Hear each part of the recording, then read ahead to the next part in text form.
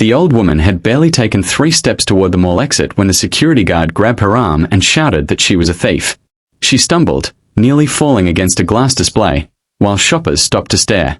The woman's hands trembled as she desperately tried to explain herself, but the guard tightened his grip and began dragging her toward the doors. Then a tired single father carrying a paper bag full of groceries stepped forward and said something that made the entire shopping center go silent. What nobody knew was that this seemingly ordinary old woman was about to expose a secret that would make every store manager in the mall go pale. Before we continue, if you believe that kindness can give people a second chance and that no one should be judged by their appearance, please take a moment to like this video, share it with someone who needs a little hope today, and subscribe to Bright Hearts. Your support helps us continue sharing stories that remind us there is still goodness in the world. The single father's name was Marcus Vale, a 38-year-old mechanic who had learned to survive by taking life one day at a time. He lived in a small rented apartment with his 9-year-old son, Theo, and most months, there was barely enough money left after rent, electricity, groceries, and school expenses to breathe comfortably. Marcus had lost his wife 3 years earlier after a sudden illness, and since then, he had become everything his son needed: father, mother, cook, protector, homework helper, and sometimes the person who quietly cried in the bathroom when Theo was asleep. He never talked about how difficult life had become. He simply worked longer hours, fixed more engines, and smiled whenever his son looked at him. That Saturday afternoon, Marcus had taken Theo to the mall because the boy needed a new winter jacket. Marcus had hoped to find something affordable during a clearance sale, but even the discounted jacket seemed too expensive. After walking through several stores, they finally found one that fit Theo perfectly, and Marcus bought it with the last of the cash he had set aside for the week. He knew he would have to stretch the remaining groceries, but seeing his son standing proudly in front of the mirror made the sacrifice worth it. They were walking past the main entrance when Marcus heard shouting. At first, he assumed it was just another argument, but then he saw the crowd gathered near the security desk. An elderly woman with silver hair and a worn brown coat was being pulled toward the exit by a large security guard. Her handbag had fallen to the floor, scattering a few tissues, an old wallet, and a small plastic medicine container across the polished tiles. The woman was terrified. She kept trying to reach for her belongings, but the guard continued dragging her by the arm. Theo immediately stopped walking. Marcus felt his son's fingers tighten around his hand.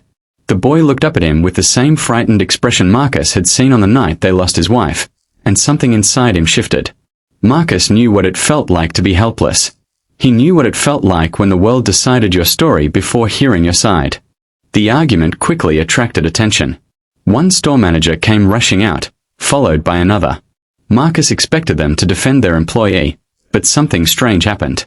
The moment the managers saw the old woman, their expressions changed. One of them stopped so suddenly that a clipboard nearly slipped from his hands. Another whispered something to a colleague. The guard, still holding the woman's arm, looked confused. Marcus noticed that all the managers seemed to recognize her, yet none of them said a word. The old woman lowered her eyes as if she wanted to disappear. Marcus asked what was going on. Nobody answered. Then the guard claimed that the woman had walked into a luxury clothing store, picked up an expensive scarf, and tried to leave without paying. He said the store's security camera had caught everything. Marcus looked at the woman, who was visibly struggling to breathe. She insisted she had only picked up the scarf because she thought it was hers. Marcus asked to see the footage. The guard refused, saying only management could review it. Marcus looked at the managers again. Their faces had become increasingly pale. He asked them directly whether the woman had actually stolen anything. The first manager swallowed hard and said that the situation was being handled. Marcus replied that it clearly was not being handled because an elderly woman was being dragged through the mall while crying.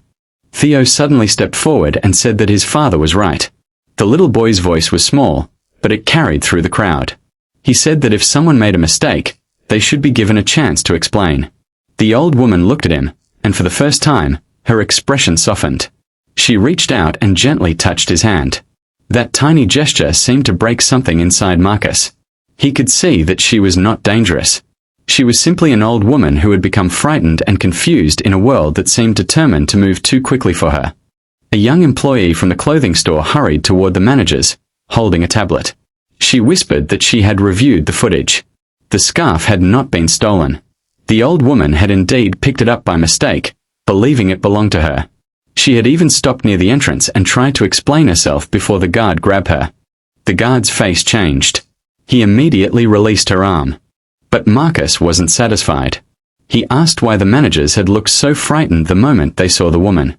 Silence filled the entrance. Finally, an older manager named Everett Sloan stepped forward. His voice trembled as he explained that the woman was not a stranger to the mall. She was the person who had built the shopping center decades earlier. The woman was named Beatrice Holloway, a retired businesswoman who had founded the original development company that created the mall. Years ago, when the shopping center was struggling, she had personally invested her savings to keep dozens of small family businesses from closing.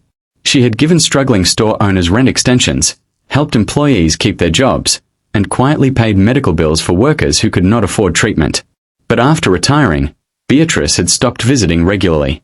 Her health had declined, her memory had become less reliable, and she preferred living quietly in a small assisted living community. The managers had recognized her because they knew exactly who she was. What they had not expected was to see her being treated like a criminal. Everett looked devastated. He admitted that the guard had acted without confirming the facts. The other managers began apologizing. But Beatrice did not respond immediately. She looked at Marcus instead. She told him that for the first time in years, someone had defended her without knowing her name, her wealth, or her history. Marcus had helped her because he thought she was just an old woman who needed someone to stand beside her. Marcus looked uncomfortable. He said that anyone would have done the same. Beatrice smiled sadly and told him that was not true. She then noticed Theo's new jacket and asked if he liked it. The boy smiled proudly and said his father had bought it for him even though it was expensive. Beatrice looked at Marcus and seemed to understand something about him immediately. She asked if he was raising his son alone. Marcus hesitated before answering yes. Beatrice asked what happened to the boy's mother. Marcus simply said she had passed away. He didn't explain the pain behind those words. He didn't need to. Beatrice understood. A few days later, Marcus received a phone call from the mall's management office. He expected an apology, perhaps a small gift card, but what happened next left him speechless. Beatrice had created a new community fund in her family's name. She wanted to support single parents who work hard but struggled to provide basic necessities for their children. She had chosen Marcus as the first person to receive assistance, not because he had saved her, but because he had shown the kind of character she wanted the fund to represent. Marcus refused at first. He said there were people who needed it more. Beatrice told him that accepting help was not weakness. Sometimes kindness had to travel in both directions. A person who spent his whole life giving deserved to be allowed to receive once in a while. Months passed, and Marcus's life slowly began to change. The fund helped him pay for better housing, Theo's school expenses, and professional training that allowed him to open his own small auto repair shop. But Marcus never forgot the old woman at the mall. He visited Beatrice regularly, sometimes bringing Theo along. Their friendship grew quietly. She became like a grandmother to Theo, attending his school events and listening to his endless stories. Marcus became the son she never had. One afternoon, Marcus returned to the mall with Theo. As they walked through the entrance, they saw the same security guard standing near the doors. The guard looked embarrassed and immediately apologized to Beatrice, who had arrived with them. Beatrice simply smiled and said that everyone deserved a chance to learn from their mistakes. Marcus watched his son look at the guard, then at Beatrice, and finally at him. In that moment, he realized the greatest thing he had given Theo that day was not a jacket. It was a lesson. People are often judged by their clothes, their age, their mistakes, or the way they look when they walk through a door. But kindness asks a different question. It asks what someone might be carrying inside. It asks whether there is a story we have not heard yet. And sometimes, the person everyone is willing to ignore is the person who has spent a lifetime helping others. If this story touched your heart, please take a moment to like the video, share it with someone who believes in kindness, and subscribe to Bright Hearts.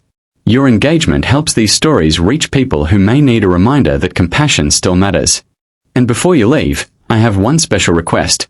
Comment the word kindness below if you believe that everyone deserves to be heard before they are judged. Because Marcus never became famous for what he did that day. He never received a trophy or appeared in the news. He simply saw an old woman being treated unfairly and decided that he could not walk away. And perhaps that is what kindness really is. Not grand gestures. Not applause. Just one ordinary person choosing, in one important moment, to stand beside another human being.